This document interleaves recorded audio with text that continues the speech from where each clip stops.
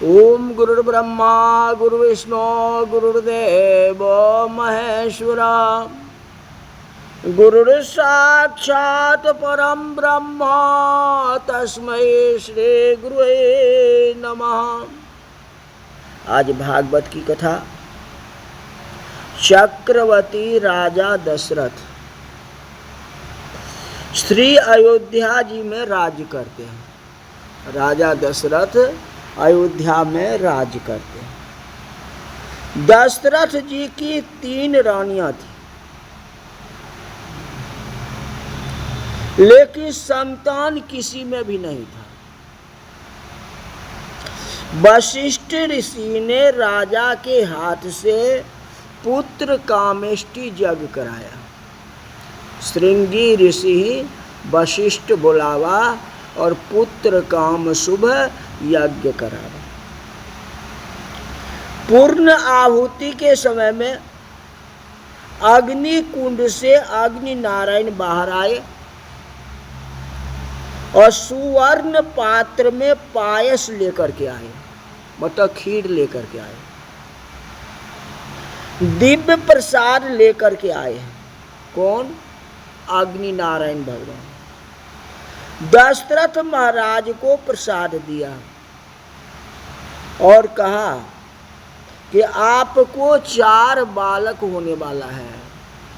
धरहु धीर होई सुत चारी, त्रिभुवन विदित भगत भयहारी। आपकी अतिशय सुखी करेंगे, आपके कीर्ति को बढ़ाएंगे। ऐसे 4 पुत्र होने वाला है। तुलसीदास जी ने इस तरह से रामायण में लिखे हैं। जो राजा दशरथ जी के 4 पुत्र हुए, उसी में हनुमान जी का भी जन्म लिखा हुआ है।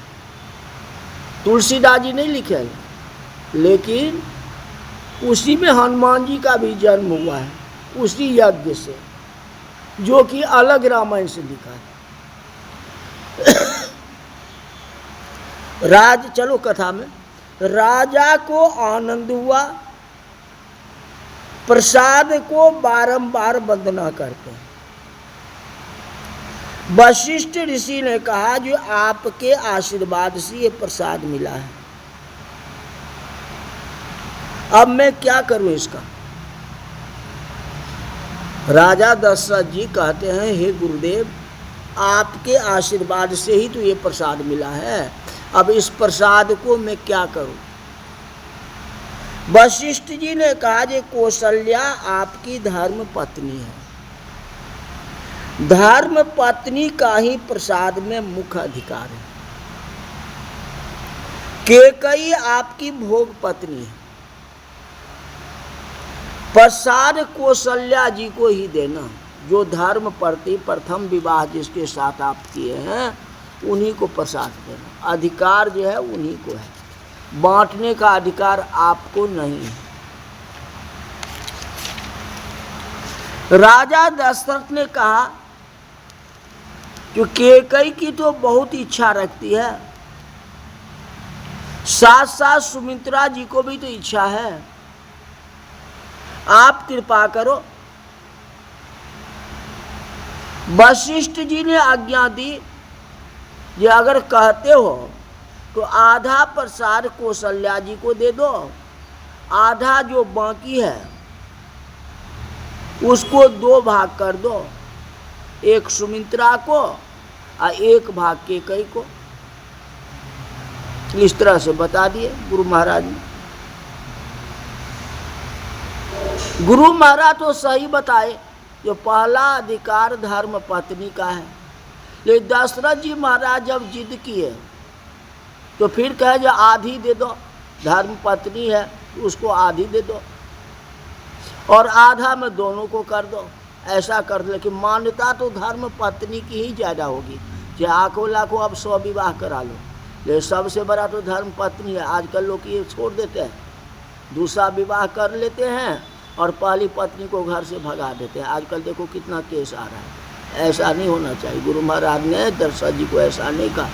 मान्यता उन्हीं की होगी सबसे ज्यादा। लेकिन अभिमान के बिना कोई पाप होता ही नहीं। पाप का कारण जो है अभिमान। दया धर्म का मूल है, पाप मूल अभिमान। पाप का कारण अभिमान होता है। सभी पापों के मूल में अभिमान है। कैकेयी जी में सौंदर्य का अभिमान था, कि मैं बहुत सुंदर हूं और मैं बड़ी सुंदर हूं, राजा मेरे अधीन रहेंगे। कैकेयी को बाद में प्रसाद दिया, पहले कौशल्या जी को, फिर कैकेयी को। लेकिन कैकेयी को ये बात बुरा लगा, ये ऐसा क्यों, पहले मुझे प्रसाद क्यों नहीं मिला। हाथ में प्रसाद लेके कैकेयी क्रोध करती है, बहुत तकलीफ होता है, और दशरथ महाराज को तिरस्कार करते हैं। कहते बाजार से क्या मुझे खरीद करके लाए हो, मेरा अपमान किया आपने, प्रसाद पहले हमें देना चाहिए। जो स्त्री क्रोध में पतिदेव को तिरस्कार करती है, गुस्सा में तिरस्कार करती है, आजकल देखते हो गुस्सा में तिरस्कार करती है, उसके पुण्य का नाश हो जाता है, उसके पुण्य का नाश हो जाता है। हाथ में प्रसाद लेकर के कैकेयी ने दशरथ महाराज का तिरस्कार किया। पहले तिरस्कार करता, लेकिन अग्निदेव का दिया हुआ प्रसाद उनके हाथ में है, और हाथ में रहते हुए तिरस्कार किया, तो तिरस्कार किसका हुआ, तो अग्निदेव का, जिन्होंने प्रसाद दिए। बाद में प्रसाद दिया, कैकेयी को ये बहुत बुरा लगा। उसी समय एक पक्षी वहां आया। ये कथा तुलसीदास जी नहीं लिखे, ध्यान देना, लेकिन सुनो, नई कथा है। उसी समय एक पक्षी वहां आया है। वह पक्षी कैकेयी की हाथ का प्रसाद उठा करके ले जाता है। सारा प्रसाद उठा लिया, जो कैकेयी का शेर था वो सारे प्रसाद पंछी ने उठा करके ले गया। और अंजन पर्वत में श्री अंजनी माता पंचाक्षर शिव जी का मंत्र जाप कर रही थी। भगवान शंकर के जैसा पुत्र हो, उनके मन में कामना थी। शिव जी के प्रेरणा से पक्षी ने कैकेयी का प्रसाद उठा लिया और ला करके अंजनी माता के हाथ में रख दी। रामायण में नहीं, अलग से लिखा हुआ है। अंजनी माता को आंख बंद है, उनको तो पता नहीं है किसका शेर प्रसाद है। अगर उनको पता रहता तो ऐसा नहीं करते, प्रसाद वापिस भी कर देते या कुछ करते, कुछ भी हो सकता था। अंजनी माता तो शिव जी का मंत्र जाप कर रहे हैं, वो तो मग्न है। अब उसी समय उनको प्रसाद आया है। अब पक्षी तो उड़ के चला गया, पक्षी अपना काम करके चला गया, अब हाथ में वो प्रसाद है। अंजनी माता ने तो ऐसा ही मान लिया ये भगवान शंकर का दिया हुआ प्रसाद है, कि पंछी तो अदृश्य हो गया, शिव जी ने मुझे प्रसाद दिया। शिव जी का प्रसाद समझ करके अंजनी माता ने खा ली, जिसके कारण उनको गर्भ रह गया। 9 मास परिपूर्ण हुए हैं और परम पवित्र चैत्र मास शुक्ल पक्ष पूर्णिमा तिथि सूर्योदय के समय श्री हनुमान जी प्रकट हो गए। हनुमान जी प्रकट हुए हैं, जन्म नहीं हुआ। हनुमान जी जन्म से ही बहुत बलवान हैं। जैसे ही जन्म लिए तो बहुत जोर से भूख लगी। कहते माँ मेरे को भूख लगी। सूर्य उदय हुआ था वह कोई लाल फल है, ऐसा समझ करके सूर्य मंडल में गए और सूर्य को फल समझ करके खाने के लिए दौड़े। कौन? हनुमान जी।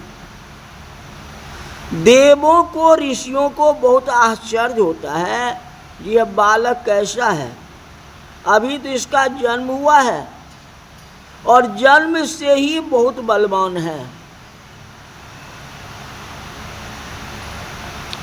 हनुमान जी अपने मन से नहीं गए। हनुमान जी अंजनी माता को कहते हैं, जो माँ मुझे भूख लगी, तो अंजनी माता इशारा पूरब दिशा की ओर कर देती है हाथ को, जाओ खा लो। अब घर का खाना खाने के लिए कही या आकाश का खाना खाने के लिए गई, ये तो समझ बच्चे को नहीं है। हनुमान जी तो इशारा समझे पूरब की ओर इशारा कर रहे हैं, तो ये सूरज नहीं, ये तो फल है। अब फल समझ करके खाने के लिए दौड़े। मतलब जन्म से ही हनुमान जी बलवान है। हनुमान जी को समझाया ये फल नहीं है, यह तो सूर्य है, लेकिन तो भी नहीं माने। बाद में हनुमान जी को अनेक वरदान भी दिया गया है, जो कथा विस्तार से है, दूसरे जो है जहाँ कथा चल रही है वहाँ चलो। केकई का प्रसाद पक्षी ले जाता है।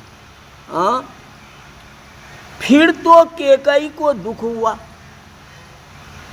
और रोने लगी। अब कौशल्या जी को दया आ गई। कौशल्या तो दयालु थी न। कौशल्या जी ने प्रसाद से थोड़ा भाग केकई को दिया, अर्ध भाग कौशल्या दिन है कि नहीं। कौशल्या जी के सत्संग में सुमित्रा जी भी रहती थी।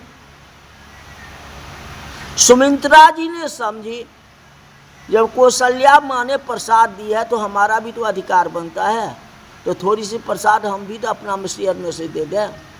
तो कौशल्या अपना शेयर में से केकई को देती है और सुमित्रा भी अपना शेयर में से केकई को देती है।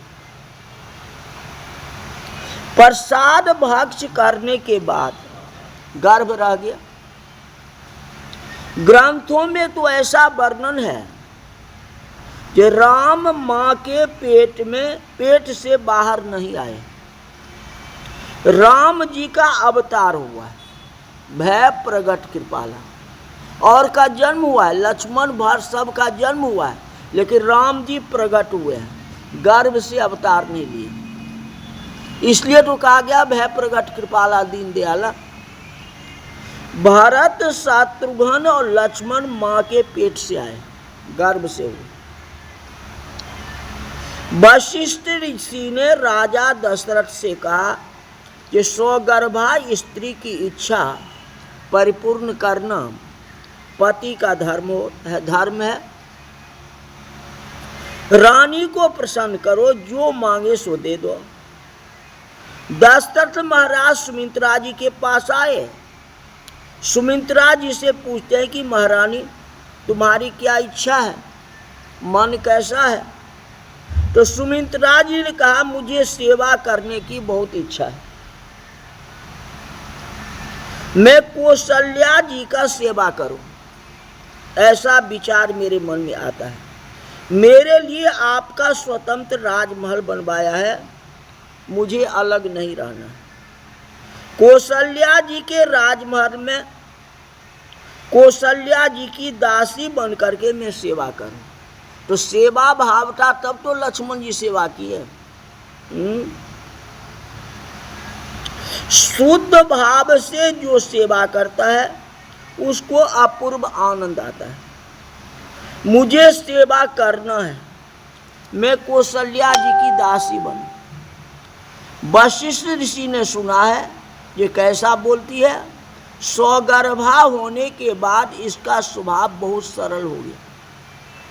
कौशल्या जी ध्यान करने के लिए बैठी है, दशरथ महाराज आते हैं। कौशल्या जी को खबर भी नहीं है महारानी क्या इच्छा है, कौन सुनता है? कौशल्या जी सुनाई नहीं। दासी सावधान करती है, महाराज आए हैं। दस्त्री जी महाराज ने कहा, जो वशिष्ठ ऋषि के आज्ञा से मैं आया हूं, आपकी क्या इच्छा है? कौशल्या जी ने कहा, मैं अति आनंद में हूं।